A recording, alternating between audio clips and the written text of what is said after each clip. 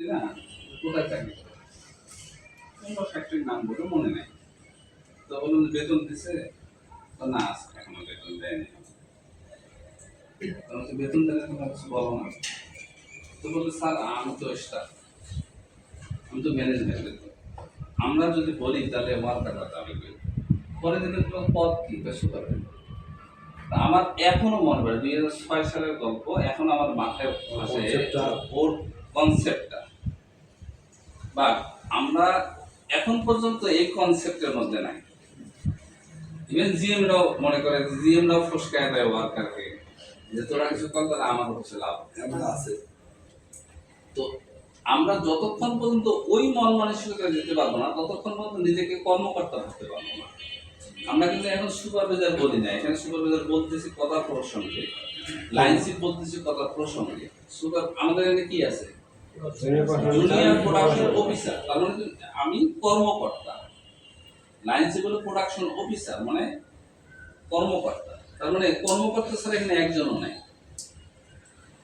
কিন্তু আমি আমার বতনে কর্মকর্তা লাগছে কিন্তু আমি একে মানি না, তাহলে আমার অ্যাটিটিউড, আমার কথাবার্তা, আমার সবকিছু ওই শ্রমিকের মতোই থাকবে।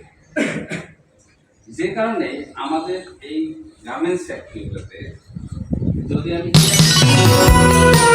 ওয়ার্ল্ডের মধ্যে 7 নাম্বার অথবা 6 নাম্বার ফ্যাক্টরি, ওয়ার্ল্ডের মধ্যে বাংলাদেশে 3 নাম্বার গ্রিন ফ্যাক্টরি হিসেবে, সেখানে ওয়ার্কার কাজ বন্ধ করে দিল। সেখানে সবাই গেল কিন্তু একটা ওয়ার্কার কাজ করলো না। কি বোঝা গেল? ধরো ওদের অনেক বড় বড় ইয়ে আছে, দাবি আছে, আমরা কোনোটাই মানি না। কিন্তু আমার ছেলে যদি আমাকে দেখে না দাঁড়ায়, আমার ছেলে যদি আমার সামনে বিড়ি খায়, তাহলে আমি বাপ হিসেবে ভালো? তাহলে একটা ওয়ার্কারও কাজ করে নাই, ভাইরা 350 অফিসার আছে সামনে, যেমন 350 অফিসার, একজন আসলে অফিসার না। অফিসার যদি হইতো তাহলে ওর সম্মান করতো। আমাদের একটি নতুন ফ্যাক্টরি, এখানে নিজে গ্রহণ করা হয় নাই। কারো চাকরি এখানে কারো চাকরি কিন্তু এখন পর্যন্ত কনফার্ম না, যতক্ষণ পর্যন্ত 6 মাস না হয়। 6 মাসের চাকরি কনফার্ম হয়, তার মানে কারো চাকরি হয়েছে এখনো? চাকরি হয় না, সেখানে কাজ বন্ধ করছে। তাহলে বুঝতে হবে আমরা যারা আছি তারা কেউই কর্মকর্তা না, আমি সব। যে তাই হইতো তাহলে কাজ বন্ধ হইতো না, তার মানে আমাকে সম্মান করে না। আমাকে যদি সম্মান না করে তাহলে বুঝতে হবে আমিও আমার পদের উপরকে সম্মান করি না, বিধায় আমার নিচের জন্য আমার সম্মান। আমাদের সম্মান দেয়ার অভাবের কারণে আমরা সম্মান পাই না, এবং এইটাই হলো প্রুফ হয়ে গেছে। না হলে ওয়ার্কারদের চাহিদা তো এখন পর্যন্ত যতগুলো চাহিদা দিছে, কোনো চাহিদা আকাশ পাতাল চাহিদা না। কেউ কি বলছে যে আমাদের 60,000 করা হোক? কেউ কি বলছে যে আমাদের প্রত্যেকজনকে যাতায়াতের ব্যবস্থা করে দেওয়া হোক? সবাই কি বলছে লাঞ্চের সময় আমাদের খাবার দিন গো মাংস দিয়া, মুরগির মাংস দেওয়া লাগবে 2 দিন, গরু মাংস দেওয়া লাগবে 1 দিন? কেউ বলছে? বলছে টিফিন বিল 20 টাকা থেকে 40 টাকা করার জন্য। নাইট বিল আগে পেতাম 70, এখন 100 টাকা করে দিয়ে। আমরা টিফিন দিতাম 9টার পর, কাজ করলে বলছে না একটু 7টার পরে দিলে কেমন হয়, ভালোই পায়। টিফিন মানুষ তো 7টার সময় খায়। তো চাহিদা গুলো কি? নগণ্য চাহিদা, না নগণ্য চাহিদা, কোনো চাহিদার মধ্যেই পড়ে না। কিন্তু এই চাহিদাগুলো তো অন্যভাবেও বলা যেত না, কিন্তু ওরা জেনে গেছে না, এভাবে না বলতে শোনে না। কারণটা কি? আমরা শেখাইছি, আমরা তাদেরকে ভদ্রতা শেখাইনি, আমরা তাদেরকে আচার আচরণ শেখাইনি, আমরা শেখাইছি তাদেরকে কিভাবে প্রোডাকশন বের করা যায়। আমরা শিখাইছি তাদেরকে সকালবেলা করে আসিয়ায় তোমার কিসের অপারেটর? কানসাই। তো কানসাই অপারেটর কত পিস পারো? Sir 120 piece. এই দেবো নিছ? আনিছি অবশ্য 120 পিস করি। তারপরের ঘন্টা 120 না দিলে মাথার চোখ, 120 পিস করে দেওয়ার কথা পারতো, টার্গেট হলো 150। আমি বহুত ইয়েতে বিচারে পাইছি বিচারে আসছে কি ঘটনা, পারো না কেন? স্যার পারি না তো। তাকে জয়েন করছে কবে? স্যার গতকাল জয়েন করেছে। আরে গতকাল জয়েন করছে, আজকে বিচার। মানে প্রোডাকশনের কোনো লোকেই জানে না যে ওর গতকাল জয়েন হয়েছে। মনে হচ্ছে ওর ৩০ বছর থেকে চাকরি করে। প্রথম এত টাকা খরচ করে এত অনুষ্ঠান করে বিয়ে করার পরেও তো বউরে মানুষ রান্নাঘরে পাঠায় না, তাকে জানাশোনার জন্য। একটা অপারেটর, একটা ওয়ার্কার, একটা শ্রমিক আগে আসে বসতে হবে, জায়গাটা চিনতে হবে, আমাকে চিনতে হবে, লাইন সুপারভাইজারকে চিনতে হবে, বিহেভিয়ার চিনতে হবে, তারপরে একটা কাজ পাবো তার কাছ থেকে। প্রথম আসিয়ে যখন তারপরে খরচ চাপানো হয়, এই যে আমি শুনছি, শোনা কথা, দেখা কথা না, যে এর আগে প্রথম আমরা হুড় করে স্পাইলাইন করে ফেললাম, এরপরে লোক পাওয়া যায় না। পরবর্তী চাপ দোকানে গল্প শোনা যায় যে এই ফ্যাক্টরি চাকরি করা যাবে না, এবং চাপ অনেক বেশি। ফ্যাক্টরির বয়সে 1 মাস না, চাপ হলো কিভাবে?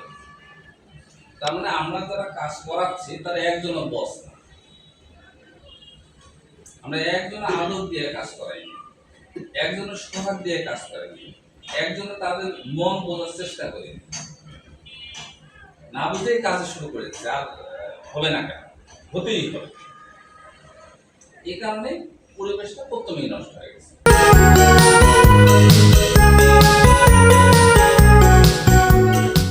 যেদিন বলছে সেই দিন কাজ বন্ধ হয়েছে। আমরা মিটিং করতেছি, কারণ তারও বিশ্বাস ছিল যে হওয়ার কথা। কারণ আমি এখন পর্যন্ত লাভ চাইনি, এখন পর্যন্ত প্রোডাকশনের টার্গেট দেইনি, এখন পর্যন্ত। তাহলে কি আমরা যারা বস আছি তাদের মস্তিষ্কের সমস্যা, যে পরিবেশ না বুঝে খরচ চাপায় আছে। আমার সব লাগবে এয়ার জিনিস করে 1300, তোরা 1300 করিস না কেন? এয়ার জিনিস 17 বছরের ফ্যাক্টরি, আমি মনে করে এটা 2800, তুমি কেন 1500 করো? আমি মনে 36 বছরের। একটা করে অপারেটর আছে 10 বছর, 12 বছর, 13 বছর করে অপারেটর আছে, তার সাথে আমার মিলিয়ে হবে? তাহলে আমাকে সিস্টেমেটিক ভাবে যাইতে হবে। আজকে 1, কালকে 2, তারপরে 3, একটা সময় করে থেমে যাবে। কিন্তু আমার এফিসিয়েন্সি হলো, আমরা এমন একটা জগতে বাস করি, আমি যদি এখানে ওনাকে সহ জিজ্ঞাসা করি আমাদের ফ্যাক্টরির অপারেটরের গড় এফিসিয়েন্সি কত, আমি বিশ্বাস বলতে পারবো না। তা আমার এফিসিয়েন্সি, গড় এফিসিয়েন্সি, যে ওয়ার্কারদের সকল এফিসিয়েন্সি যোগ করে ওই অপারেটরগুলো দিয়ে ভাগ দেই, তাহলে হবে 40। আমার এফিসিয়েন্সি তার জন্য 75। আমার আব্বা কত দেবে না, মূল্যও করবে। আমার কাছে ডাটা নাই, আমার তো আই আছে, জিজ্ঞেস করেন আমাদের গড় এফিসিয়েন্সি কত ফ্যাক্টরি। গড় এফিসিয়েন্সি নট মোর দ্যান 50। তাহলে গড় এফিসিয়েন্সি নট মোর দ্যান 50 হয়, তাহলে আমি 60 এফিসিয়েন্সি কিভাবে কামাবো? তাহলে আমাকে গড় এফিসিয়েন্সি 60 বানাইতে হবে, ধাক্কা ধাক্কা দিয়ে ওই প্রোডাকশন বাড়ায় আনা। ধাক্কা থেকে দৌড়াতে কতক্ষণ? আমাকে যে দৌড়াইতে বলা হয়, আমি 4 রাস্তা পর্যন্ত দৌড়াইতে পারবো, তারপর হয় বসে যেতে হবে, না হলে ওখান থেকে হাঁপাইতে হাঁপাইতে হাঁটা শুরু করতে হবে। আর আমি যদি দ্রুত হাঁটি, আমি কাঠগড়া পর্যন্ত যেতে হবে। আমার দরকার তো আমাকে কাঠগড়া পর্যন্ত যাওয়া, ইয়াতে তার থমকে দাঁড়ানো না। তাহলে আমরা কিন্তু তাই করতে পারবি না কেন? 120 পিসেই করবে, 120 পিস 1 ঘন্টা করে, 2 ঘন্টা করে, তারপরে আর পারে না, কারণ তার তো শরীর, তার তো এফিসিয়েন্সি নাই। আমাদের এখানে অপারেটরদের গড় স্যালারি কত? কত? 14,000, এভারেজ 14,000। এভারেজ স্যালারি 14,000 হয়, এয়ার ডিসেল এভারেজ স্যালারি 15,000 এর উপরে আছে। তাহলে স্যালারি যদি গ্রেডিং কিছুটা হলেও মাপা যায়, তাহলে আমার এখানে সবগুলো সি গ্রেডের operator, C grade, B grade. ওরা এ গ্রেড দেয় যে আসলে সে এ গ্রেড না, বি গ্রেড, কার্যক্ষেত্রে দিতে হয়। তাহলে আমাকে রিক্রুটমেন্টের সময় আমাকে বুঝতে, যদি আমি একজন অফিসার হই, প্রোডাকশন অফিসার হই, আমার লাইনে যদি 50 জন অপারেটর থাকে, এই রেসপন্সিবিলিটিটা আমার এজ এ প্রোডাকশন অফিসার হিসেবে আমাকে সাজাইতে হবে ওইভাবে যে আমাকে 80 এফিসিয়েন্সির লোক আমি 10 জন নেব, 70 এফিসিয়েন্সির লোক নিল 10 জন, 60 এফিসিয়েন্সির লোক নিল 10 জন। এভাবে আমি ভাগ করে এফিসিয়েন্সি গড় এফিসিয়েন্সি যদি করি তাহলে আমার 60 হবে, অথবা 55 যদি হয় তাহলে আমি কিছু লোক ছেড়ে দেবো, যে এফিসিয়েন্সি বেশি আছে তাকে দিয়ে কাজটা আগায় নেব, তারপরের দিনে এটা মিল মিছিল করলে গড় এফিসিয়েন্সি 70 করবো। কিন্তু আমার টোটাল গড় এফিসিয়েন্সি 40, যেমনি করো 40 উপরে তো হবে না। তখন কি হয়, মেন্টাল প্রেশার দেওয়া লাগে, তখন গালিগালাজ বাধ্য হয়ে করা লাগে। কারণ বিকালবেলা আপনাকে প্রোডাকশন চিফরা ধরবে, ধরে গালিগালাজ করবে, কান্তি ভাষা মারার জন্য, বাপের ফ্যাক্টরি বাড়ির সাথে যা এখান থেকে লাথি দিয়ে ফেরায় দেবেন। এটা আমাদের অভ্যাস। আমরা রুটে যা দেখি না যে ওখানে কি হচ্ছে, না দেখে গালিগালাজ ভালো করতে পারি, চাপও দিতে পারি। চাপ না হলে গার্মেন্টসের কাজ হয় না, এটা আমাদের ভুলই। যাদের এই বলি আজকে থেকে তারা চাকরি করবেন না আমাদের ফ্যাক্টরিতে। এখানে জুনিয়র অফিসার থেকে এজিএন স্যার পর্যন্ত যদি কোনো চাপ দিয়ে গালিগালাজ করে প্রোডাকশন বাড়ানোর কারণ নিয়ে থাকে, তারা কালকে থেকে আসার দরকার নেই। This is declare. আমি নিয়ে ফেলছি, আমার 9 লাইন চলে, 9 লাইন লোক নিয়ে ফেলছি না, আমি কাউকে বাদ দিতে পারবো না। তাহলে প্রত্যেকটা প্রোডাকশন অফিসার তারা আইনি টিমকে নিয়ে আমি একটা গ্রেডিং করব। আমার লাইনের মধ্যে আমি নাইটের মধ্যে যদি বলি, নাইটে 300 জন, 300 জনের নতুন জীবনে চাকরি করে গার্মেন্টস, তাহলে ওর এফিসিয়েন্সি কত? আমি কালকে রিপোর্ট দেখলাম 28 এফিসিয়েন্সি। হ্যাঁ, এইটা হলো পারফেক্ট এফিসিয়েন্সি। তাহলে একে 30 কিভাবে করা যায়? কাজ দিয়ে হবে না জীবনে, যেটা আমরা এখনো করি। কাজ আমাদের স্ট্যান্ডার্ড হলো আস্তে আস্তে বেড়ে যাবে, কাজ করতে করতে। না, কাজ করলে কখনো ট্রেনিং হয় না, কাজ করলে কখনো এফিসিয়েন্সি বাড়ে না। এফিসিয়েন্সি বাড়ানো হয় টেকনিক, কিভাবে ব্যালেন্স টাইম নষ্ট করা যায়। ব্যালেন্স টাইম যে যত কমাইতে পারবে, যে তত তার এফিসিয়েন্সি বাড়ে। কারণ আমি হাত যেটা চালাইতে পারি সেলাই, এটা সেটা বেশি চালাইতে পারবো না। তাহলে এগুলাকে গবেষণা করে আমার একটা জায়গায় দাঁড় করাইতে হবে। এবং প্রোডাকশন অফিসার যে আছে আর সাথে হলো 2 জন জুনিয়র প্রোডাকশন অফিসার, এই 3 জন মিলে প্রত্যেকটা অপারেটরের একটা গাইডলাইন তৈরি করতে হবে। গাইডলাইন করে তৈরি করতে হবে যে কোন জায়গায় বটল নেক আছে। এন্ড আমার তো অপারেটর আমাকে এক্সট্রা করে দেবে না, 60 জন তো দিয়েই দিয়েছে। তাহলে এর মধ্যে দেখা যাচ্ছে 3টে অপারেটরের বটল নেক থাকবে। বটল নেক তো বোঝো? হ্যাঁ, বটল নেক কি? এটা বটলের নাম হলো কি? বোতলের গলা। বোতলের গলা। বোতলের গলা যেমন চিকন, এই পাশে মোটা, তার মানে ওখানে সে চিকন হয়ে যায়, প্রোডাকশন কম হয়, এই জন্য বাড়তে থাকে। দৃশ্যত বটল নেক না, দৃশ্যত বোতল হয় ওই জায়গায়, কিন্তু অপশন থেকে চোখ বন্ধ করলে কাজ কম হচ্ছে বলে ওখানে বেশি হচ্ছে। ওই কাজ কমটাকে বটল নেক বলা হয়। খাবার দেওয়া হয়েছে, স্টুডিওটাকে বটল নেক বলা হয়। কাজ কম হচ্ছে বলে কাজ জমে গেছে, রাইট? এই জন্য বটল নেক বলা হয়। কিন্তু আমরা দৃশ্যত কি দেখি, ওই জায়গায় বোতল বড়, ওই জায়গায় কাজ থাম করে যাবে। এই জন্য অনেকে বুঝতে ভুল হয়। বটল নেক মানে হলো ওই জায়গায় আছে এফিসিয়েন্সি কমে গেছে। তাহলে আমাকে আইডেন্টিফাই করতে হবে যে কোন জায়গায় এফিসিয়েন্সি কম। আমরা এও দেখছি যে স্যার ওর বেতন 15,500 টাকা, ইয়াতে কি বলে টাক দিতে দিছি, ও 60 পিসের বেশি টাক করতে পারে না। বলেন একে কিভাবে আমি রাখবো? ওর সাথে কথা বলে দেখা গেছে সে চাকরির জীবনে কোনদিন টাক দেয় না। আমি মোটরসাইকেল খুব ভালো চালাতে পারি, সাইকেল নাও চালাতে পারি। মোটরসাইকেল চালাতে পারলে সাইকেল চালাতে পারবে, this is not right. Truck চালাতে পারলে, জিপ চালাতে পারবে, দিস ইজ নট রাইট। বড় বাস চালাতে যে পারে সে প্রাইভেট কার চালাতে পারবে না, সে অ্যাক্সিডেন্ট করে। যে প্রাইভেট কার চালাতে পারে সে লরি চালাতে পারবে না, কারণ প্রাইভেট কার এরকমকে দেখলে পিছন দেখা যায়, লরির পিছন দেখা যায় না। তাহলে যে হেমের অপারেটর সে টাক নাও দিতে পারে। তাহলে 15,500 টাকা হইলে যে টাক সে 250 পিস দিবে, দিস ইজ নট রাইট। আমাকে কি জানতে হবে তার জীবনে এই কোনটাতে সে পারদর্শী। আমরা আইটিআই বলছি একটা প্রসেসের লোক নিতে নেয় না, কারণ এটা হলো চিরাচরিত নিয়ম যে তারা তাদের মতোই চালাতে থাকে। তো তো ওই জিজ্ঞাসা করবে কোনটা করো, বটম হ্যান্ড পারে, আর কি করো যে আর কি করো এই ব্যাপারে তিনটে নিয়ে গুণ করিয়ে যোগ ভাগ করিয়ে বা বিটে মানে হাতুড়ে ডাক্তার নেয়। হাতুড়ে ডাক্তার নেওয়ার কারণে কোনোদিনই ওষুধ ভালো হয় না। আমাদের নাম চলা লাগে স্পেশালিস্ট, চোখের ডাক্তারকে চোখের ডাক্তারকে যেতে হবে, কোমরের ব্যথা তাহলে ব্যথার ডাক্তারকে যেতে হবে, পেটের ব্যথা পেট যে চিকিৎসা করে তার কাছে যাওয়া উচিত। কিন্তু আমরা এখন পর্যন্ত আছি হাতুড়ে ডাক্তারের কাছে, পৃথিবীর সব চিকিৎসা করে। এই কারণে এফিসিয়েন্সিও বাড়ে না, কিছুই বাড়ে না। আমার লাইনের কাজ প্যান্ট সেলাই, আর তো কিছু সেলাই নেই। তাহলে প্যান্টের কঠিন কাজ কোনটা কোনটা? কঠিন তো একটাও না, কিন্তু দৃশ্যত কঠিন কোনটা কোনটা? বেল জয়েন্ট, যে স্টিচ, ইয়োক জয়েন্ট, ইনসিল, টপস, আর তো কিছু না। আর হেম, তাহলে অপারেটর লাগলো কয়টা?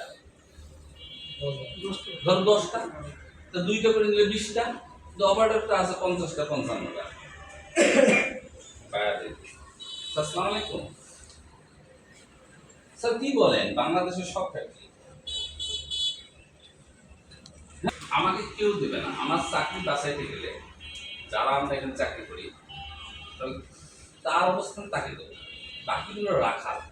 পিএম তোমার কোনো উপকার করবে না, জিএম কোনো কোনো উপকার করবে না, আই তোমাকে কোনো উপকার করবে না। আর আমার দরকার, আমি যদি প্রোডাকশন অফিসার হয়ে থাকি আমি সর্বশ্রেষ্ঠ ওই লাইনে, তাহলে আমাকে সর্বোচ্চ জ্ঞান দিয়ে আমাকে ওটাকে ঠিক করতে হবে। আমি সাহায্য চাব যে আমার এই জায়গাটায় উইক আছে, স্যার অপারেটর দিচ্ছেন 55টা, বুলেটিন হিসেবে আপনি 55 অপারেটর দিচ্ছেন, আমারও 55 অপারেটর আছে, কিন্তু আমার এই জায়গাটায় আমার টার্গেট হলো 120, কিন্তু হেম করে হলো 80 পিস। তাহলে আমার অরিজিনাল টার্গেট কত? 80 পিস। তাহলে 120 আমি কোনোদিন করতে পারবো না। তাহলে আমরা ডাবল অপারেটর যদি দেই তাহলে কি হবে? 80 80 60 হবে, 160 হবে, তাহলে আমার এক্সেস হবে। তাহলে আমাকে একটা অপারেটর এক্সট্রা দেয়। আমি 56 অপারেটর চাচ্ছি আপনার কাছে, যদি কেউ না দেয় আমার কাছে আসবে, ঠিক আছে? প্রোডাকশন অফিসার তারাই একমাত্র কর্মী, বাকি কেউ কিন্তু কর্মী না। তাহলে প্রোডাকশন অফিসার যারা যারা আছেন, যারা যারা সরাসরি প্রোডাকশনের সাথে জড়িত, তাদের এই জিনিসটা প্রথম বুঝতে হবে। না বুঝতে পারলে আইয়ের কাছে যাবো, আমি ডিএম স্যারের কাছে যাবো, আমি পিএম স্যারের কাছে যাবো, যে বলবো যে এই জিনিসটা আমি বুঝতেছি না। আমাদের লজ্জাবোধ হয় কোথায়? আমি 8 বছর থেকে লাইন শিখি, আমি যদি না বুঝি তাহলে তো সমস্যা। তার বলবে যে তুই চাকরি নেই, এই দিয়ে বুঝিস না, খাইলাম না দুটো গাড়ি, খাইলাম না দুটো খাবো। আমি যে জিনিসটাই শিখলাম তাহলে আমি ওই জায়গায় পার্মানেন্ট হলাম। আমরা যারা যারা জয়েন করছি তারা কি চাকরি বাদ দেওয়ার জন্য জয়েন করছি?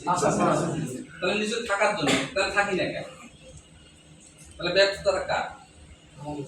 ব্যর্থতা আমার নিজের। আমাকে যদি কেউ বাদ দেয় তাহলে বুঝতে হবে ব্যর্থতা আমার নিজের। অনেকে আছে 10 বছর থেকে লাইন ছিল, ব্যাপারটা কি? প্রমোশন হয় না, স্থান লোক নেই, মামা চাচা ছাড়া কি প্রমোশন হয়? প্রাইভেট অর্গানাইজেশনে যদি কেউ লোক থাকার কারণে বলে যে প্রমোশন, আমি বিশ্বাস কোনোদিনই হবে না। একটা পর্যায়ে পর্যন্ত হবে, ছোট্ট একটা পর্যায়ে পর্যন্ত হবে, এরপরে হবে না। আর্মিতে মেজর পর্যন্ত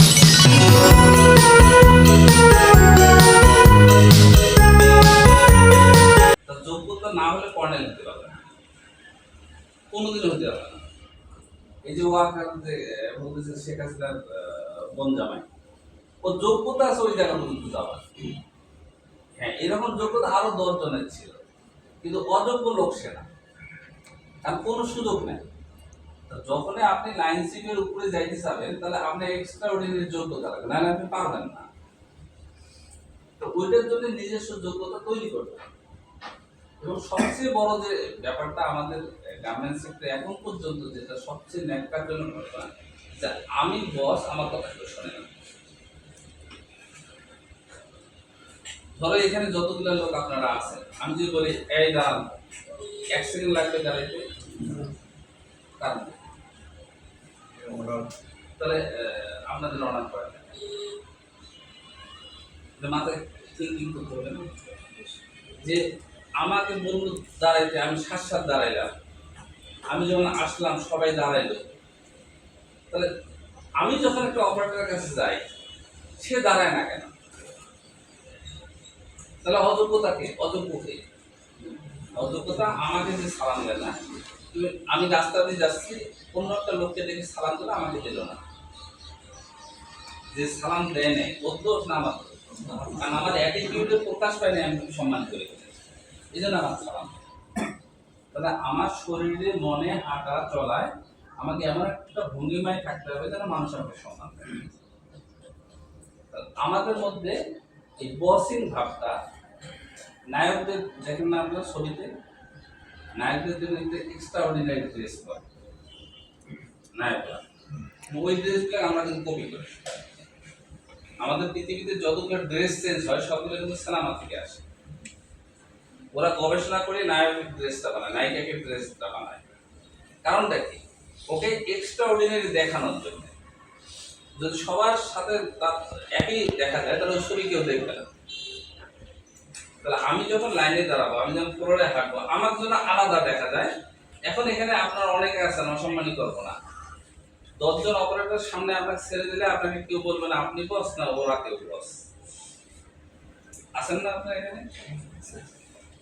তাহলে ফার্স্ট টাইম নিজেকে পরিবর্তন করে, নিজেকে আলাদাভাবে উপস্থাপন করতে হবে। আমার চলাচল, আমার ড্রেস আপ, আমার এই যে আমি সাদা শার্ট করি, সাদা শার্ট করলে কি হয়? ময়লা হয়। কিন্তু আপনি যে কালো শার্ট করছেন কয়দিন পরে? সর্বোচ্চ 2 দিন, না সর্বোচ্চ আমি যদি সাদা শার্ট 2 দিন করি, তাহলে ময়লা হইলো কই?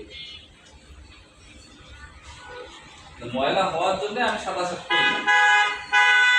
কিন্তু সাদা শার্ট কালো শাড়ি করেন 2 দিন পর তো ধুয়ে দেওয়া হবে, তাহলে আমি সাদা শাড়ি করি। তাহলে সাদা শার্ট করলে কি হয়? দূর থেকে হলে আইডেন্টিফাই করা যায়। আর সাদা শার্ট ওয়ার্কাররা করে, ওয়ার্কাররা চকরা করা জিনিস করে, কারণ তাদের মস্তিষ্ক ওই পদ্ধতি এখন ডেভেলপ করেনি। ডেভেলপ করেনি বলতে ওর ড্রেস আপ ওইরকম চকচকা না হলে ভালো লাগে না মস্তিষ্ক। তাহলে আমি যখন ফ্রেশ করবো তাহলে ওদের থেকে আমি আলাদা হবো। আমি চুল ছাড়বো, একটু এক্সট্রা অর্ডিনারি চুল ছাড়বো, শেভ করবো কুর্তি দিয়ে। যদি জিজ্ঞেস করি স্যার শেভ করে নাকি, স্যার সময় পাই, আমি একটু শেভ করবো। আমার ব্যাগের মধ্যে সবসময় রেজাল্ট থাকে। আমি গোসল করছি অফিসে, হ্যাঁ আপনাদের অনেক এই সুবিধা হতে নাই গোসল করার, কিন্তু ওয়াশরুমে যা শেভ করার সময় তো সবারই আছে। যে পকেটের মধ্যে 15 টাকার একটা রেজাল্ট থাকে, সবাই তো কম বেশি ব্যাগ সাথে নিয়ে যাবে, ছোটখাটো বড় হলে। আমার ব্যাগে যা দেখবে রেজার আছে, পান খাই বিদায় আছে, হাত দিয়ে যে করে মাজন, এইটা আমি সবসময় সাথে নিয়ে যাবে। কারণ আমি এই মুহূর্তে যদি এমনি স্যার আসেন, যেন আমি পান খাইতে থেকে সকাল সারাদিন, আবার এমনি স্যার আসলে দেখবো আমার তার চকচক। কারণটাকে আমি যখনই শুনবো এমনি স্যার আসতেছে, আমি ওয়াশরুমে আগে দাঁত ব্রাশ টাশ করে বেরিয়ে অবস্থা করে চকচক। কারণে আমার সাথে সবসময় সব জিনিস থাকে। একটা রেজার 15 টাকা দাম, নাহলে 30 টাকা, নাহলে 35 টাকা। একটা রেজার 35 টাকা দিয়ে কিনলে মিনিমাম 6 মাস ইউজ করা যায়, জিনিসগুলো 6 মাস ইউজ করা যায়। তাহলে পকেটের মধ্যে যদি রাখি, অথবা আমাদের ছোট ছোট ডয়ার আছে এখানে যে রাখি, আমি সময় পেলাম না, আসি তো ওয়াশরুমে ঘর বসতে। আমি জীবনে মুখে মধ্যে দিই না, আমার লাইফে পানি দিয়ে টান দিই। তাহলে আমি প্রতিদিন শেপ থাকলাম। শার্টের ব্যাপারে আমার শার্ট, নিজের কথা বলছে অন্য হয়ে গেল, আমার শার্ট আমি আজ পর্যন্ত দোকান থেকে কিনি, আমার লাইফে আজ পর্যন্ত কোনো দোকান থেকে আমি শার্ট কিনি। আমি এখন পর্যন্ত ফুটপাথ থেকে শার্ট কিনি। জামগড়ার ফুটপাথ থেকে ঢাকায় যদি কোথাও যাই, সাদা শার্ট আমি সাদা শার্ট কিনি, 5টা শার্ট কিনি 1000 টাকা দিয়ে, আমার সপ্তাহে শার্টের দাম 200 টাকা। তো হয় কি, কারণ দাম কম, কারণ কেউ কেনে না। তাহলে আমার 200 টাকায় একটা শার্ট আছে, তাহলে একটা শার্ট কিনছে 600 দিয়ে, তো 3টে শার্ট কেনেন। 3টে শার্ট কিনে তো 6 মাস আমি ব্যবহার করা যায়, তাহলে আমার রঙিন দরকার নেই। আর হলো টি শার্ট, পলো শার্ট। এই পড়ার দুই রকমের লোক পড়ে, একটা হলো লোয়ার ক্লাস আর হলো টপ ক্লাস। যার মিনিস্টার যে, কারণ ওর কোনো ড্রেস আপ দরকার না, ওকে সবাই চেনে। কিন্তু যে ম্যাজিস্ট্রেট এগুলি করতে দেয় ওকে জায়গায় দিয়ে দেয় না, কোনো অফিস কোড মেনটেন করে। অফিস কোড মেনটেন করে টিচার যখন ক্লাসে যায় ও টি শার্টটা দিয়ে যাবে না, ওটাই কারণ নষ্ট হবে। তাহলে প্রত্যেকজনের একটা করে আলাদা দিচ্ছে। একজন কর্মকর্তার নিয়ম হলো হালকা কালারের শার্ট, গাঢ় কালারের প্যান্ট, এটা হলো অফিস ড্রেস। আর অফিস কোড অনুযায়ী পাবে, তার বিভিন্ন জায়গায় কোড থাকতে পারে। যেমন কিছু কিছু কোম্পানির কোড আছে, সাদা কালারের পরে, কেউ হচ্ছে হলুদ কালারের কোড আছে, তাছাড়া করতে পারে। তাহলে আমাদের যেহেতু কোড নাই, কিন্তু একটা তো কোড আছে, ড্রেস কোড। আমি একজন অফিসার, অ্যাজ এ অফিসার আমি টি শার্ট গায়ে দিতে পারবো না, আমি পলো শার্ট গায়ে দিতে পারবো না, আমি বেল ছাড়া প্যান্ট পরতে পারবো না, আমি ঝকমকা কাপড় পরবো না, মার্জিত জিনিস পরবো, আমার চুলটা মার্জিতভাবে কাটা থাকবে, আমার যে দাড়ি রেখে চুল আর শেভ করলে প্রতিদিন আমি শেভ করবো। এটুক করলে কোনো টাকা পয়সা লাগে না। কিন্তু আমাকে একজন অপারেটর থেকে, একজন ওয়ার্কার থেকে আমার আলাদা দেখা যাবে। এটুক যদি আমি করতে না পারি তাহলে আমাকে কোনোদিন কেউ মানবে না। কারণ ওই অপারেটররা জানে সুপারভাইজারকে তুই কয়েকদিন আগেও তো মেশিন চালাইছিস, তোর ফুটে তোর কথা আমি শুনবো। কিন্তু ওকে শোনানোর জন্য তাহলে নিজের এই বেশভূষা পরিবর্তন করতে হবে। ওকে থেকে দৃশ্য তো আলাদা করতে হবে। দৃশ্য তো যদি আমি আলাদা করতে না পারি আমার কথা শুনবে না। কারণ ও তার আমার মধ্যে কোনো তফাৎ নাই, এক ধাপ উপরে তো। তাহলে ওর থেকে আমাকে টোটালটাই চেঞ্জ করতে হবে। এখন অপারেটররা অনেক টাকা ইনকাম করে, ওদের মধ্যে শার্ট প্যান্ট জুতার আমাদের চেয়ে বেশি ইউজ করে, তার খরচ কম, তাহলে সে আহ্লাদ বেশি করে। কিন্তু আমার তো খরচ বেশি, স্ট্যান্ডার্ড হিসেবে আমাদের চলতে হয়। তো ড্রেস হবে স্ট্যান্ডার্ড তৈরি করতে হয়, তাহলে আমার শুনি। আর যদি আমি আমার জুনিয়রের সাথে ভদ্র আচরণে আলাপ করি, ভদ্র ভাষায় কথা বলি, তাহলে আমার কথা শুনি, তাহলে আমার সম্মান দরকার। কারণ আমি যদি খানকি বাচ্চা বলে থাকি আর সে তখন যদি উল্টা বলে থাকে এই আপনি কেটা তাহলে সম্মান জিরো হয়ে গেল, আজীবনে আর সম্মান করে। সম্মান আর রাগ দুইটাই গোপন জিনিস। যে রাগ করে ফেলে তাকে আইডেন্টিফাই করে ফেলা যায় যে এ কি পর্যন্ত করে। যে বাবা সন্তানকে মারে আজ পর্যন্ত সেই সন্তান মানুষ হয়, আজ পর্যন্ত একটাও। যদি যে বাবা শাসন করে, গালিগালাজ করে, বাইরে গেলে রাগারাগি করে, যে বাবাকে সন্তান ভয় করে, সেই সন্তান আজ পর্যন্ত মানুষ হয় না। যে বাসায় ঢুকতে গেলে বই নিয়ে বসে যায়, ওই সন্তান মানুষ হয়। সন্তান মানুষ হতে হয় সম্মানের দিক দিয়ে, যে সম্মান করবে, ভয় করবে সম্মানের। বাবা দেখলে কি বলবে, বাবা যদি শোনে যে আমি একটু বাইরে এরকম করছি তাহলে কি বলবে। এখন ঘটনা এসে যে বাইরে মারামারি করছে কোনো কারণে, বাড়িতে আসছে, বাবা চুল ধরে 2 গালে দিয়ে থাকো। তাহলে এখন ঘটনা বলো, যদি মারামারি রেজাল্ট কি, 2 গালে দিয়ে থাকো। সিনেমা দেখলে কি হবে, একটা থাকো। আমি যদি একটু সেক্সুয়াল করি তাহলে কি হবে, একটা লাভ। তাহলে রেজাল্ট কি হলো, আমি একটা মেয়ের সাথে সেক্স করলাম, আন্ডারস্ট্যান্ডিং সেক্সই করছি। তাহলে বাবা শুনলে কি করবে, কলার ধরে 2 গোল খাবার দেবে, দিয়ে তো সে বার করতে দেবে না। এখন বলো আমার সামনে একটা সুযোগ আসছে একটা মেয়ের সাথে সেক্স করার, আমি চিন্তা করবো কোনটা লাভ বেশি বলো। একটা পুরুষ মানুষ লাভ কোনটা বেশি, সেক্স করার লাভ বেশি না? দিবে কি করবে, আব্বা দেখলে সর্বোচ্চ দিলে লাথি দিবে, নাহলে একবেলা ভাত খাওয়াবে না। এর চেয়ে তো বেশি না, তার চেয়ে বেশি মজা না, তাহলে আমি সেইটাই করবো। কিন্তু যদি বাবা তাকে স্ট্যান্ডার্ড শাসন করে, সম্মানের শাসন করে, তাহলে সে জীবনে এই কাজটা করবে না। বাবা যদি শোনে তাহলে আমার কি হবে, আমি কিভাবে বাবার সামনে দাঁড়াবো, কিভাবে বাবার উত্তর দিব। বাবা যে বলে যে বাবা শুনলাম এই কথা যে বলে তাতে আমি ওখানে মাটি ফাঁক আমি ভিতরে ঢুকে যাই, ওগুলো আমি এটা করতে পারবো না। তার মানে রাগ দেখাইতে হয় না। রাগ আমরা যেটা করি, অপারেটর খুব ভালো করে জানে রাগ হবে, এডমিনের কাছে জমা দেবে, স্যারের কাছে নিয়ে দেবে, হুজুরের বকা টাকা দেবে, আমার আমার বাদ দিতে পারবে না, কারণ আমি জানি অপারেটর নাই। আমি জানি ক্যান্সার অপারেটর আমি একাই, আমি জানি হেমের অপারেটর আমি স্যার চলবো না, কালকে না আসলে ঠিকই পা ধরে আনতে পেরেছি। ওর অবস্থান ও জানে, তাহলে ওর কাছে স্ট্যান্ডার্ড ভাবে সম্মান দিয়ে ওকে আদায় করতে হবে। ওকে বলতে হবে যে দেখ মোনা, এই যে কাজের কমে আমি বিকেলবেলাতে কি গালিটা খাই, জীবনতে এক পিস সেলাই করি না, তোমরা সেলাই করো আর গালি খাই আমি। শেষ পর্যন্ত মনে হচ্ছে চাকরিটা করো না, ব্যবসা বাণিজ্য ব্যবসা করবো, তারও টাকা নেই, কিন্তু মন খারাপ করে ফেললাম। তাহলে ওই অপারেটরটি দেখে বলতেছে যে আমার কারণে সারটার এই কষ্ট, আমার কারণে সারের চোখে পানি, আমার কারণে সার প্রতিদিন গালিগালাজ খায়, তাহলে এটা আমার ঠিক হবে না। তাহলে এই আত্মসম্মান বোধ জাগ্রত যখন প্রত্যেক 60 জনের মধ্যে যে জাগ্রত হবে, সেই দিন তারা কথাও শুনবে, কাজও হবে, এফিসিয়েন্সি পাবে, সব। কিন্তু আমরা এই কাজটা না করে আমরা তাদেরকে জবরদস্তি করি এবং আপ টু বড়।